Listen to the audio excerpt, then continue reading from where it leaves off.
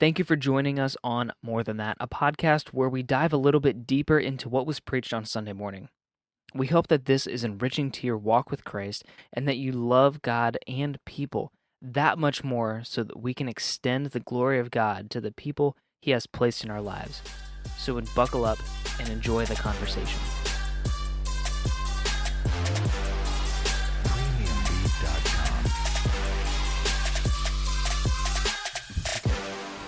Hey church, welcome back to More Than That. This is a really cool passage. I very much enjoyed it. There was lots of things that were hidden here that Trevor brought out in the sermon that I'm really looking forward to talking about. Just because I never made the connections that he did.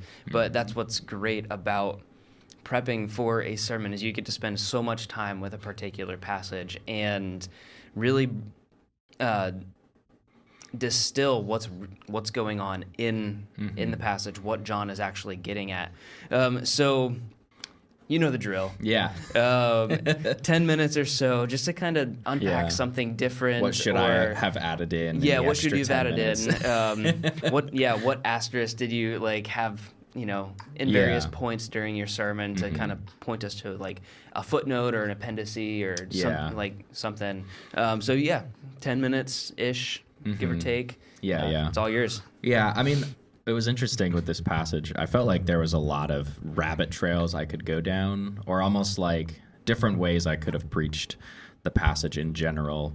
I could have went through, which I kind of did, I guess, but just go through the different people that are mentioned of Andrew, Peter, Philip, and Nathaniel, which I kind of got into, but I could have gotten into more. I could have broken it up that way by just saying, here are the 4 people that were impacted by Jesus, and here's how they were impacted.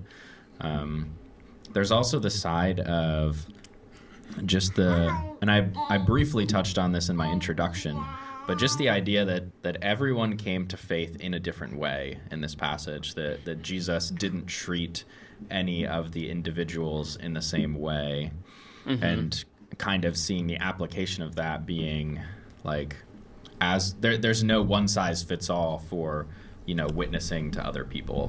That you have to meet people where they're at and kind of see.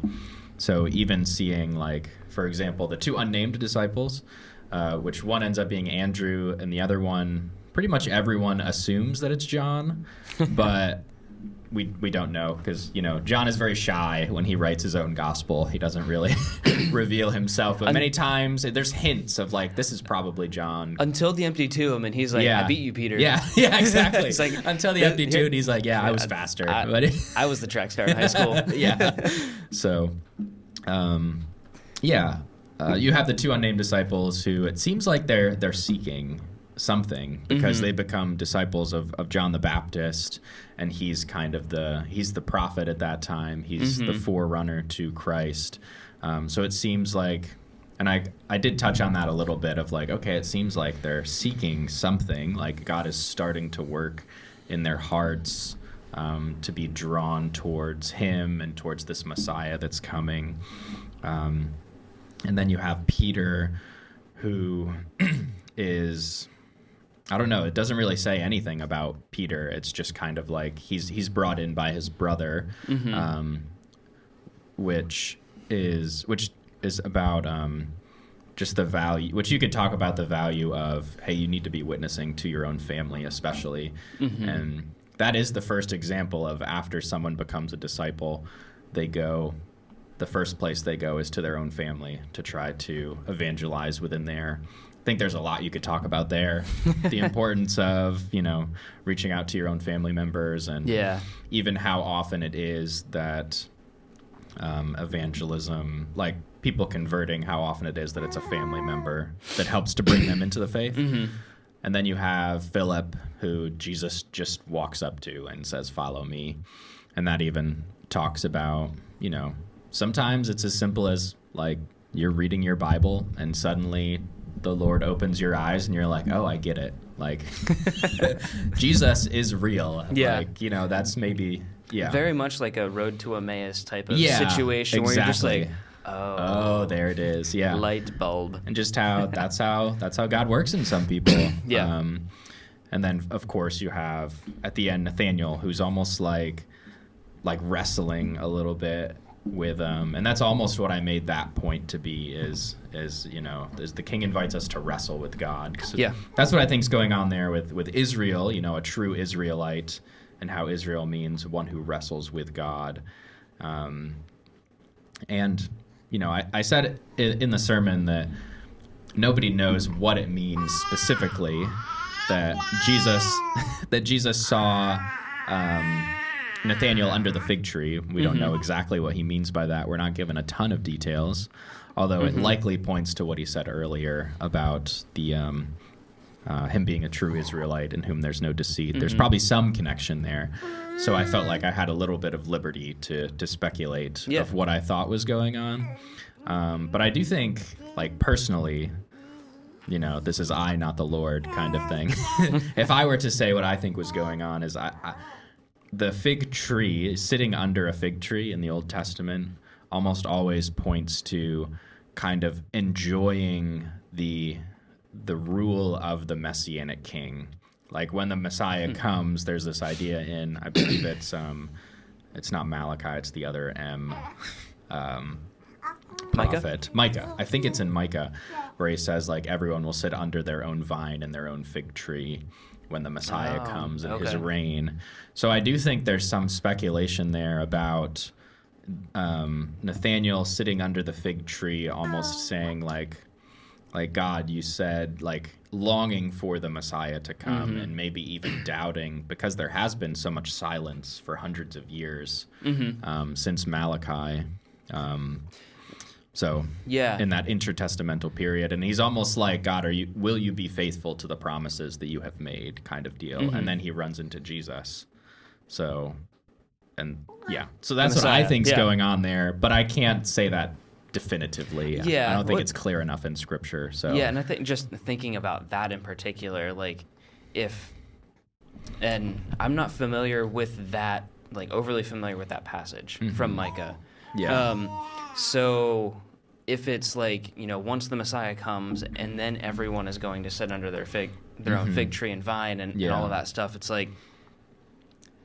Philip's already there. Yeah. Philip's already enjoying the goodness, goodness of that, of the Messiah already coming, and little did he know that the Messiah already came. Yeah, exactly. So it's I think that's a lot. I think there's a lot stronger of a point there. Yeah, and I guess connection between Old Testament and New Testament, intertestamental period, all that stuff. Unless it was kind of the only thing that I could maybe go even further with would be speculation wise would be taking a rest under the fig tree, as in not just resting physically and emotionally and mentally, but also resting in God. Oh yeah, definitely. In hope and anticipation of the Messiah. I'm not familiar with the culture either at that point regarding that particular thing, but we do see the Israelites kind of doing that, which is what the Passover is for. The Passover is resting in the goodness of God, even though it's a reminder of the bad. And I think it's getting it, and I think it's in Isaiah too. I can't remember the specific passages off the top of my head, but it's almost this idea of the freedom that you get from sitting under a righteous and good king, and the enjoyment that you can have when that happens. So that's kind of, and obviously that's pointing to Christ and his good and righteous and freeing rule, and how that almost frees us. So I don't really know if there's anything else from that section, but so there was a lot that I pulled out for this this sermon. But one of the things that I did want to bring up specifically was some of the questions that kind of were tossed around in the background as the church was getting ready and preparing for the sermon. So what do we do with timelines regarding the different gospels?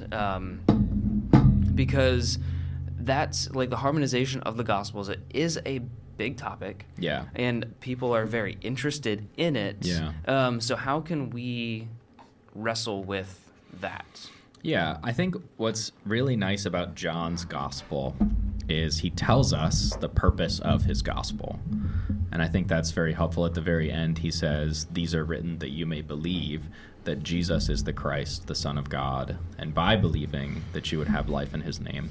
So we have to remember that the gospel writers, my professor, this was the analogy he used, and it's been very helpful for me in studying and trying to teach the scriptures, is that especially with the gospel writers or any narrative, the author, you have to think of the author as he's making a documentary.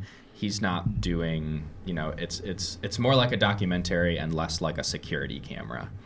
So a security camera just captures anything. There's no commentary going on. Nobody's making any judgments. Okay. Whereas a documentary, there's, different clips that are made. There's different commentary in between to try to convince you of something or to try to, make you feel a certain way about something going on. Yeah. So the gospel writers aren't just taking stories and throwing them in, but they're trying to tell a story. They're trying to make a point as they're writing. And so even Luke says this at the beginning of his gospel, where he says, I've compiled all these stories for you, Theophilus. Mm-hmm. And John tells us, like, the purpose of this gospel is it's evangelistic. Like, I want you to see and to believe that Jesus is the Messiah. So if we think about that, then we see that, okay, whatever is going on in here, like, John picks these moments that don't contradict what any of the other ones say.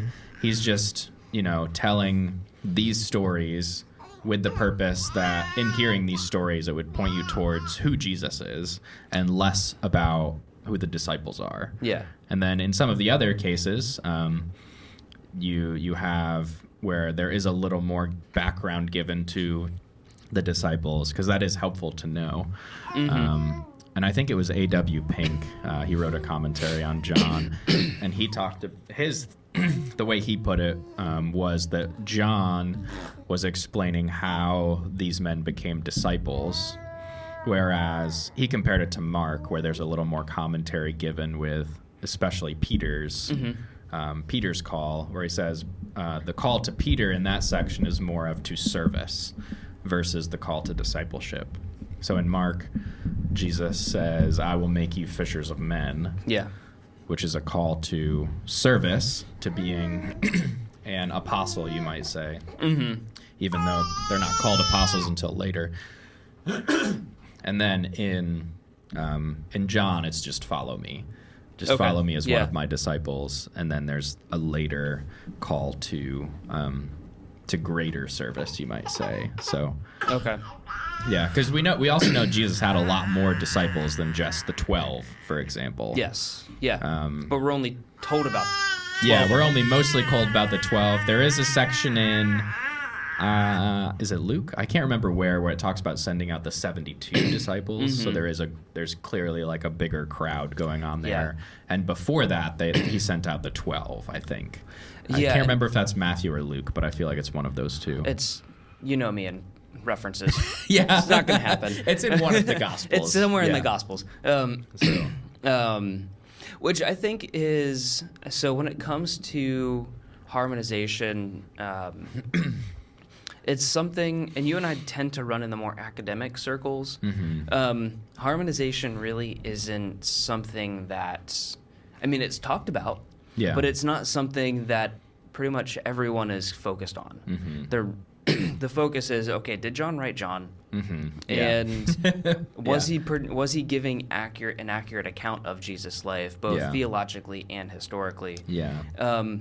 Or even like commentators especially are just saying, like, why is John writing the things he's writing? Yes. It's less about what is he writing and more of like, what is the point he's trying to make? Yeah, and that, and that's why this is more of a pet peeve for me.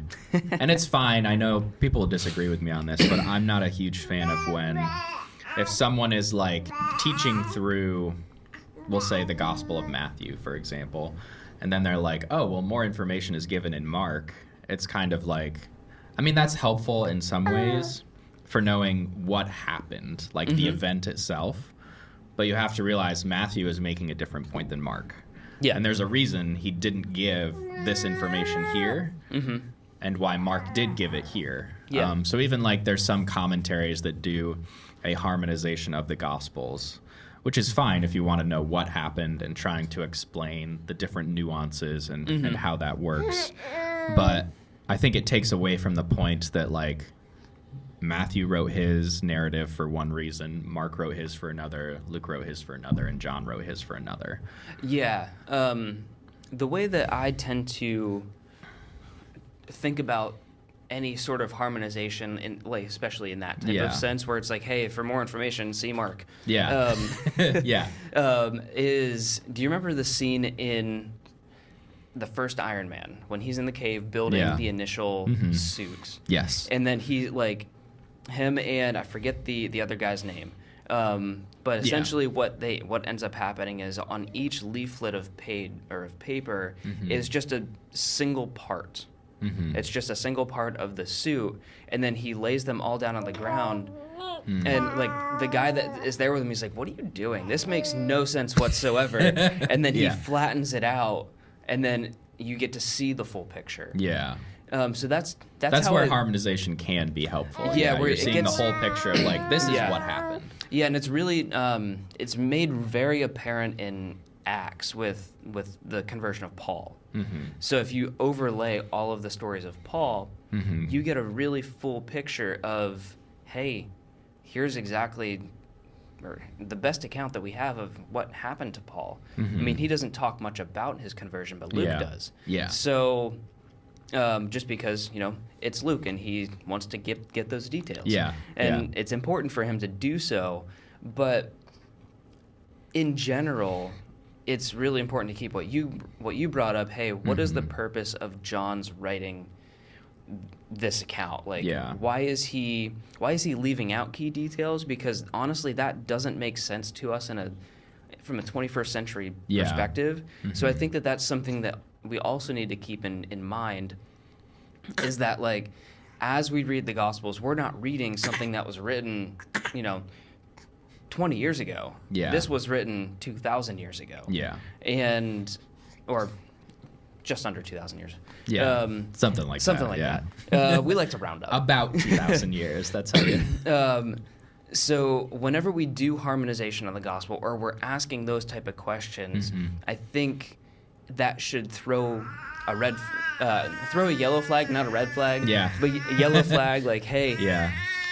And just to ask ourselves, am I importing a 21st century expectation onto the text? Yeah. Where we expect play-by-play, minute, second by second commentary on the entire account, where in the Gospels and in the first century, that's not how they wrote. Yeah. Because it was an oral culture. The way that I like to describe the Gospels is Sports Center. It's the highlights. It's highlights. It's like, here's what you need to get the picture of how the game went. Yeah, and of like, how is it, that these 12 disciples ended up starting this church and being willing to die for their faith and all this stuff. That's kind of what you're getting, especially in like Mark, because I think Mark is the earliest account, and it's kind of like, it's also an encouragement to the Christians that are there of like, hey, like, keep going, like, this is worth it, even though you're facing all this persecution and things like that. And I do want to touch on, I think it is important that there is an apologetics piece of that harmonization piece, because it helps to show that the Gospels don't contradict one another, but they do tell different accounts, and they have their stories don't match up in that there are some times where some details are left out and other details are added in different cases, which actually proves more that they are trustworthy. And you know, lots of people talk about how in a court setting, if you have 4 witnesses and they all tell you the exact same story in the exact same way, that's not a good thing. That's a problem. Yeah. Because it means that There's collusion. Yeah, there's collusion going on, exactly. But if they tell the same story from different perspectives, adding in or taking out different details, then that makes it seem like, oh, okay, these witnesses, like, it seems like we have a full picture of what happened. Yeah. So one example might be there's the 2 narratives of the demoniac, where in one, I can't remember which gospel says which, but in one account there's only one demoniac, and in another account there's 2 of them. And that's just saying, like, well, this author thought it was only important to talk about one, and this author thought it was important to talk about the fact that there were 2 of them. And that there is some reason that they're, you know, adding or taking away that detail. Yeah. But they don't contradict one another. It's just they're focusing on different things. Yeah, because, I mean, when you think about it, like, the person that's, you know, watching a crime happen from outside of a house, like a break-in, and it's multiple people. Yeah. But the one person, they're watching the break-in happen, but one is just standing guard.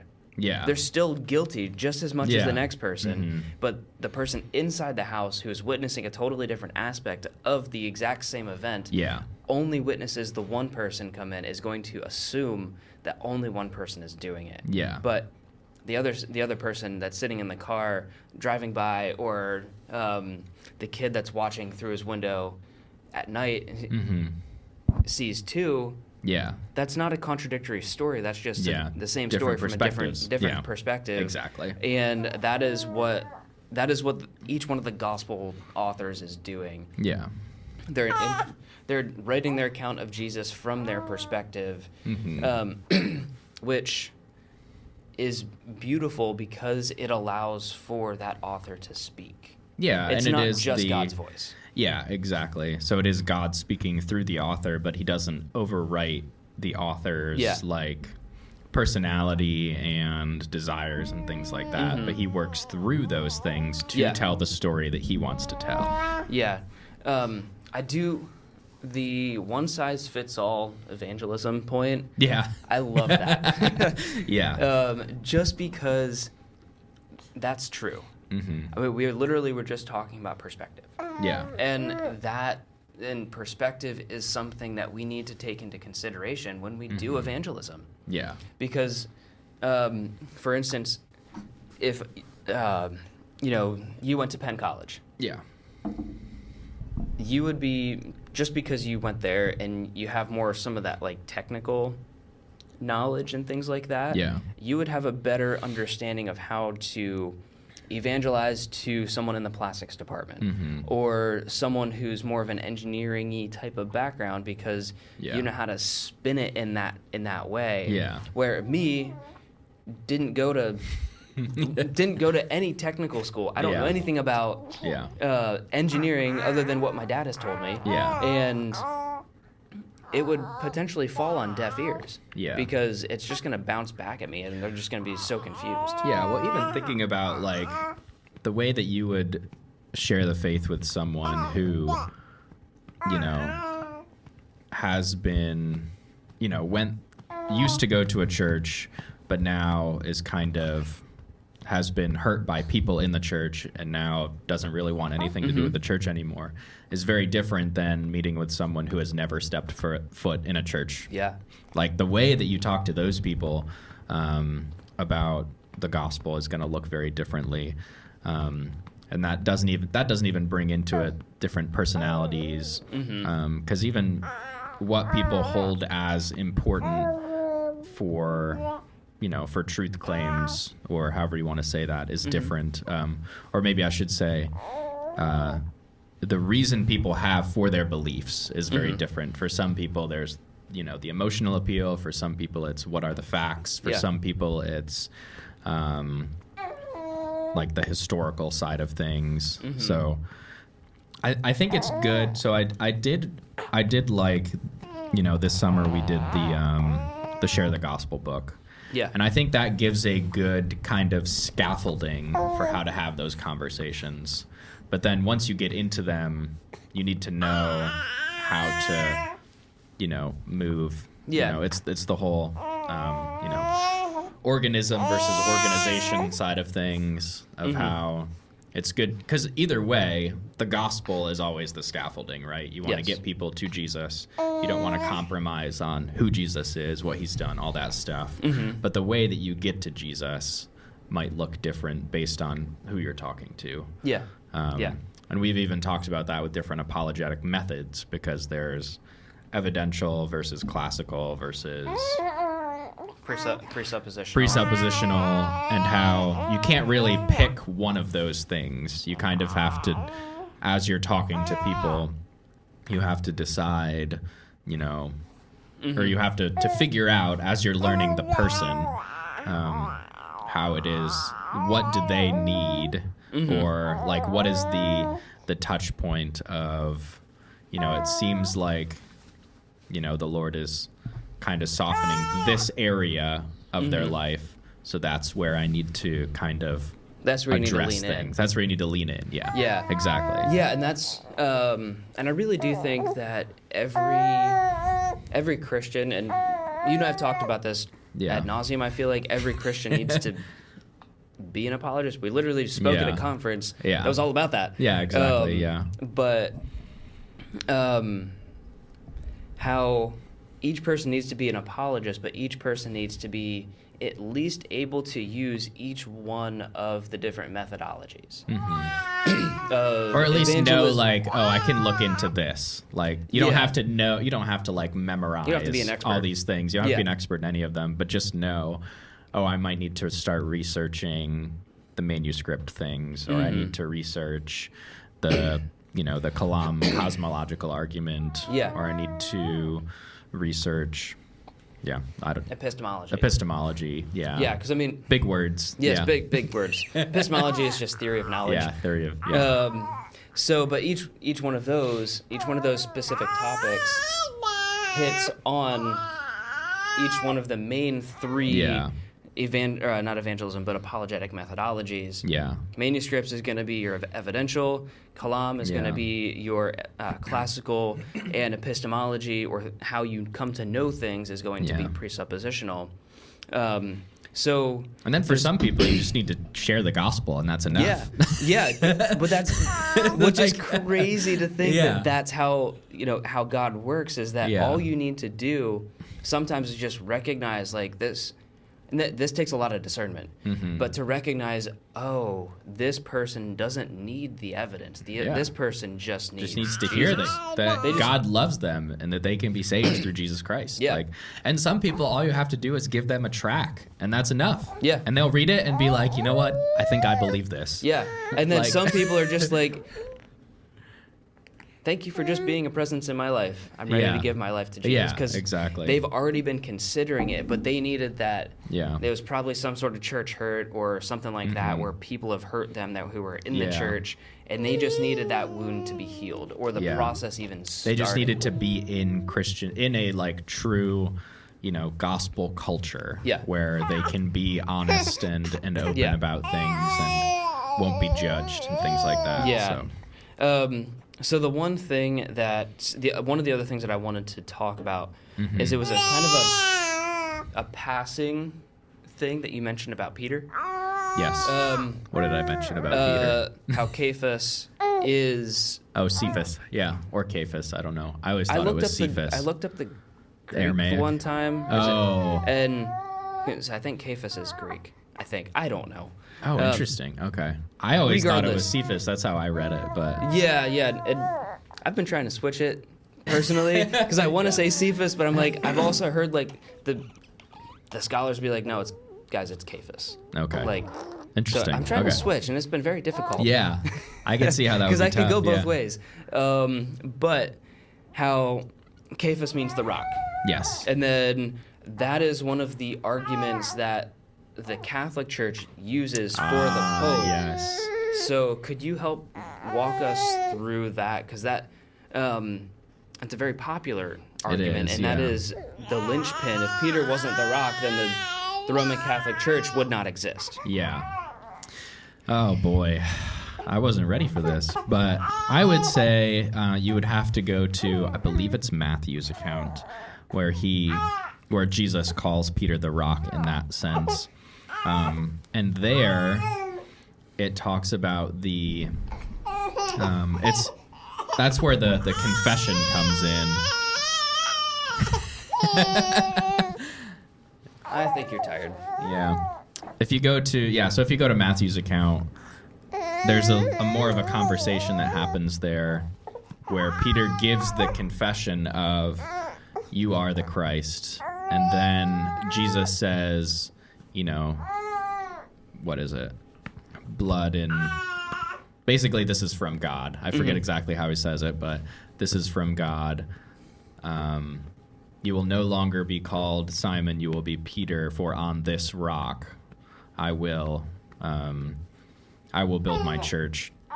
And I think there is a sense where he's saying, Peter, you are the rock, but you can't disconnect it from the confession that's made.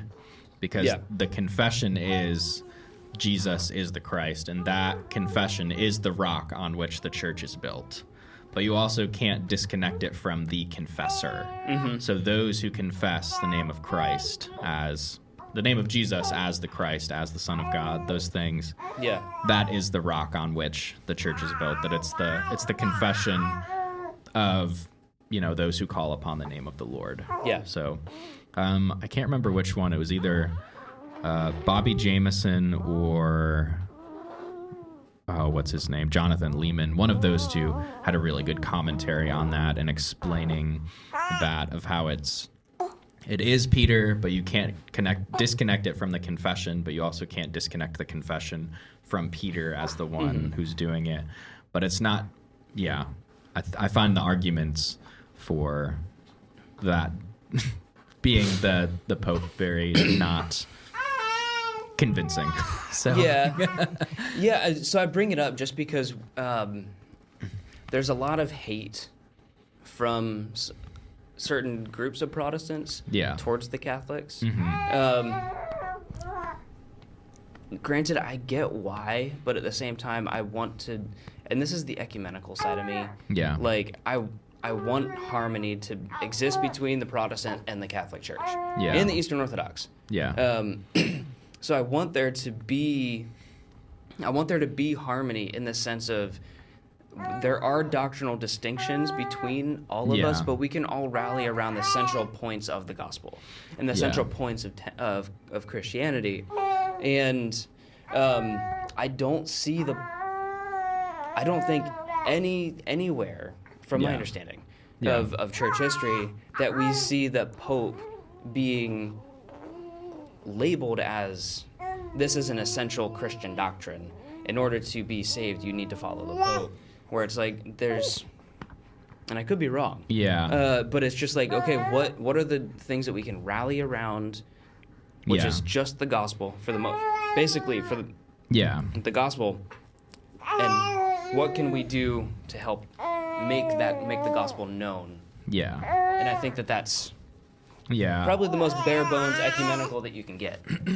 Yeah, I guess I'm not sure exactly what Roman Catholics would say about how essential the Pope is to their faith.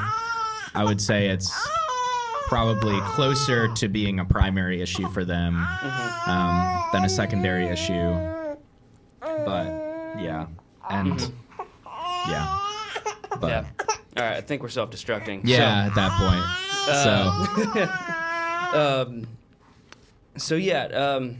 I didn't. There's lots more that we could talk about. That's just going to take us into longer rabbit trails. That's just going to go all over the place. Yeah. And into more deep theological waters than what I think the passage was actually getting at. Yeah. But the ones that we talked about were very much just some of the big things, just because, you know, if you have friends that are, you know, Catholic, or you're really wrestling with what do I do with the differences in the Gospels, or how do I evangelize? Yeah. Like, we pretty much hit them all. Yeah. Well, let me maybe touch on one more quick thing on the evangelism piece. Something I just thought about is just this idea of, you know, my whole point is that, you know, the king is the one who's inviting us. Yeah. Right? Yeah. And just touching on very briefly the fact that, you know, as I said, there was only one person that Jesus went to individually and said, follow me directly. But just maybe encouraging us as believers that we are, you know, emissaries of the king. Like, that when we invite people to accept Christ, that we are speaking on behalf of the king. And just that gets into the image of God piece even, right? About how, you know, this is a very, this is something that we should take, you know, honor in, the fact that the Lord is using us as emissaries to share the gospel, and that when we do that, it is the king himself who is inviting people through us. And, you know, the Lord is using us in that way. So, yeah. Anyway. I think we bought some more time. Okay. So I guess one of the other things that's kind of still related to what we have been talking about, is this idea that Jesus as the idea versus the person. Yes. You and I are very, very similar. Yes, in that way. Yes, definitely. Like and this, like, if you guys will allow me to confess, not at the pulpit this time. So I'm very much in the same boat as you, where I can get wrapped up in Jesus, in the idea of Jesus and the idea of Christ, and just the economy of ideas. I can get wrapped up in that because I love it. Yeah. And then that kind of gives me energy to do that, but it's also kind of draining because I also know that Jesus isn't an idea. He's a person. Like, he's there physically in heaven. Like, and that's something that I need to constantly remind myself of. Yeah. But at the same time, like, going towards that knowledge, looking for knowledge of Christ, of Jesus, of the deep things of God, as Fred Sanders likes to call it, is an act of worship in and of itself. Yeah. Especially if you are a Christian, knowledge is part of Christianity. Like, the background of my computer literally says knowledge is central to Christianity. Yeah. At least that's the gist of it. Yeah. Yeah. So whenever we divorce the knowledge or the idea or the knowledge from the person. Yeah. I mean, it's kind of like if you study all these things about baseball, but you never end up playing it. Yeah. You know, like, you really miss out on the enjoyment of the game if you never try to play the game. Yeah. Right. Even though it is fun to try to, you know, understand different techniques or, you know, pitching strategies or all these things, it's very different than playing the game. Yeah. But that can enhance your experience of the game, right? And in fact, you probably wouldn't be as good of a player if you didn't understand how the game worked. Yeah. So it's kind of like the back and forth there. So because we always talk about, you know, if we could break it up this way, this might not be the best way to explain it, but talking about Christianity as a religion, if by religion we kind of mean like we're thinking about doctrines or dogma or things like that, and then Christianity as a relationship with a living, true, actual person. All of us kind of lean in one way or the other, right? If we like to study the doctrines, we like to use this precise language to explain the Christian faith, things like that, or we lean more on Jesus is my friend, and I enjoy talking to him. I enjoy singing songs to him and about him and things like that. And both of those are very good things and very important. And in the sermon, my point was more, for me personally, and I think for a lot of people in our church, it's easy for us to study the Christian faith and to, plumb the depths of things like the incarnation, things like soteriology, how are we saved, things like theology proper, like how is it that God is one and three, how do we explain his attributes in the best way? Looking at biblical theology, how does the whole Bible fit together into one story? But it's easy to, and it's fun for guys like me and you to study those things because, and I think there, like you said, there is definitely a sense of that is worship, of like we're meditating on the goodness and the glory of God. But it's also easy for that to become heartless or cold. Yeah. And so my encouragement was, hey, like, don't forget, as you're studying the incarnation especially, like, in this Christmas season, don't forget to praise Jesus for that. And just to think for a moment about, like, he did this for me, and he didn't have to. And then maybe if you're on the other side, just being willing to think more through your faith of like, man, what do these things mean? Yeah. So then your worship can be like, your worship experience will be benefited from that because you'll have oh, Jesus was even better than I thought he was. Like, just realizing like, he's not just a guy. Oh, wow. Like, he's not just my friend. Like, he's the Lord. He's the creator of all things. And this is what that means. Yeah. I love Michael Horton in his systematic theology. I'm simplifying it a little bit, but he basically said that theology is the study of God with the purpose that we call out to him for help.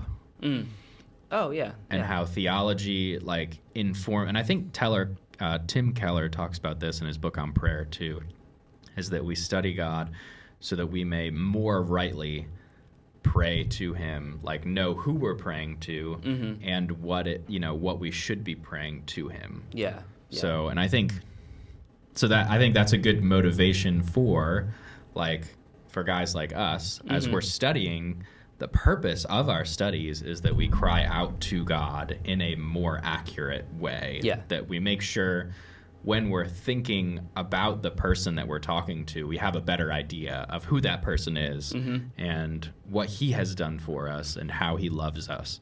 And if you're on the other side, it motivates you to do that study, to realize, oh, this can inform my prayers in a better way. It can inform my praise, things like that. So, yeah. Anyway.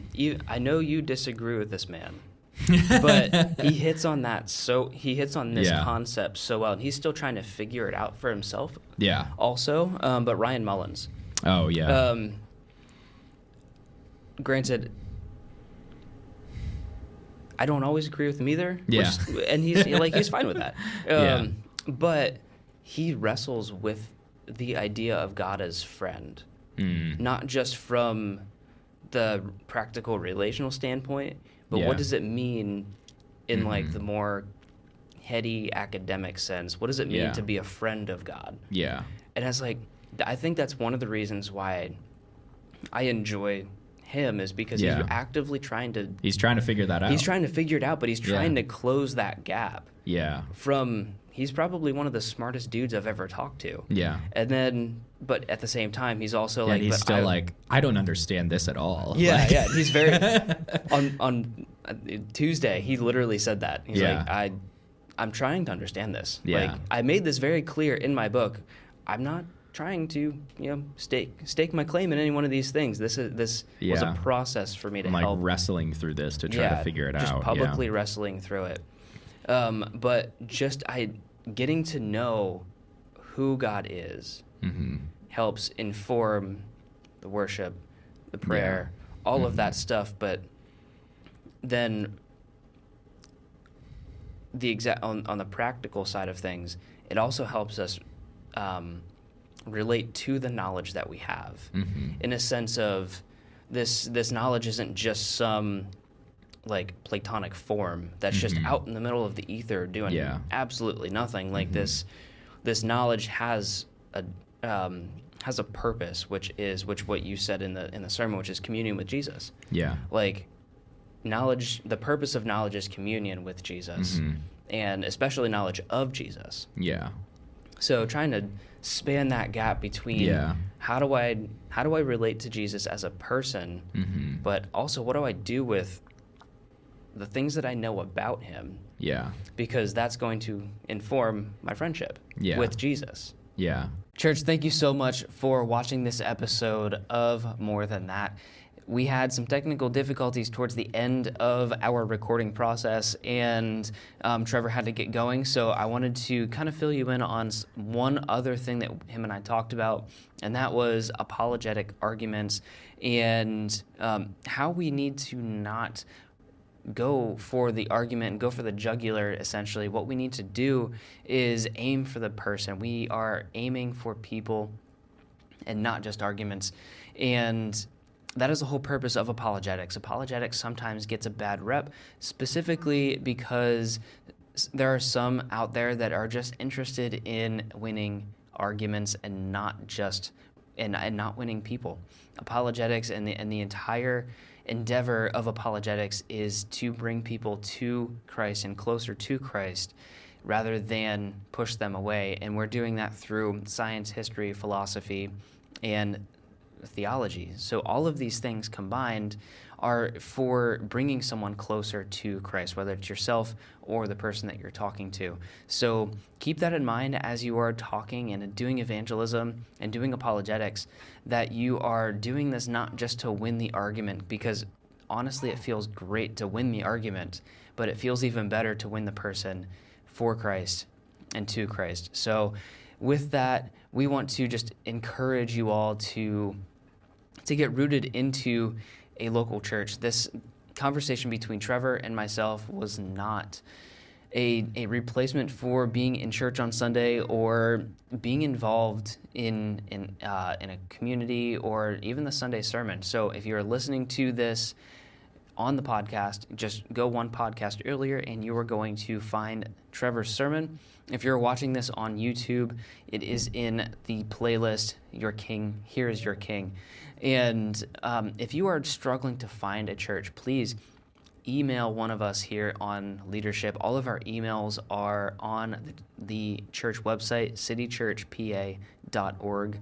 And let us know where you are, and we will do our best to try to find and link you up with a local church that is going to help you grow, not only in Christ, but in community. So thank you all again for watching More Than That, and we will see you all next week. God bless.